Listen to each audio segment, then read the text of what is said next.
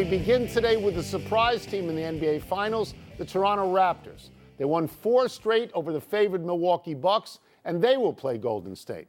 The Raptors were led all series by Kawhi Leonard, who many assumed to be a one-and-done in Toronto. After Game 6, that win that won the series, the president of the Raptors, Masai Ujiri, said to the assembled crowd, quote, "He's the best player in the league, and we're happy he's in Toronto," unquote.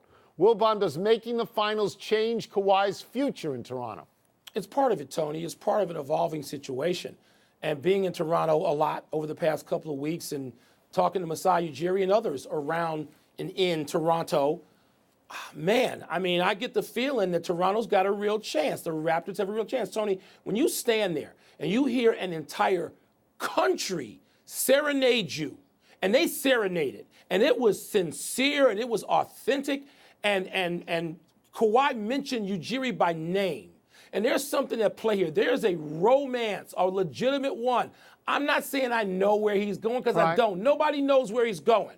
But, Tony, it's impossible to be in Toronto on a game night and watch him play and the reaction between him and them and not think, really? You want to leave this for the uncertainty of even the Clippers who are on the uptick?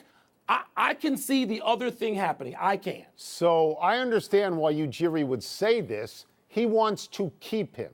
Of course. Toronto made the biggest trade in the NBA last year at the end of it, when they took DeMar DeRozan, because DeMar DeRozan and Kyle Lowry had been bad in the playoffs. Toronto was getting swept year after year, and they said to DeRozan, "We're trading you. We're going to pick up Kawhi Leonard. Even though Kawhi Leonard is going to be a free agent, we may only have him for 1 year." The result is they have gone further than they have ever gone before. So if you ask me the question, does it change his status? What I would say to you is when LeBron went back to Cleveland and won, the people in Cleveland said it's okay to go now. Toronto's never been this far. I think the people in Toronto would look at Kawhi Leonard and say, if you want to go home to California, we understand, and thank you for helping us get over the hump that we could never get over before. That's the second speech.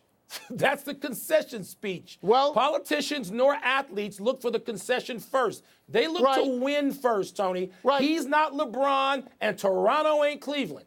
And again, spending some time there the past couple of weeks while this is unfolding, I don't know, but I feel that this must be in Kawhi Leonard's head and heart. You cannot be there on any game night and not sense the love affair, a very touching one. Don't know what it's going to mean. But by the way, Masai Ujiri better be executive of the year because he took a gamble on Kawhi Leonard. He had no promise, and Leonard appreciates that because he's told people that. So, Tony, I don't know where it's going, man, but it's fascinating.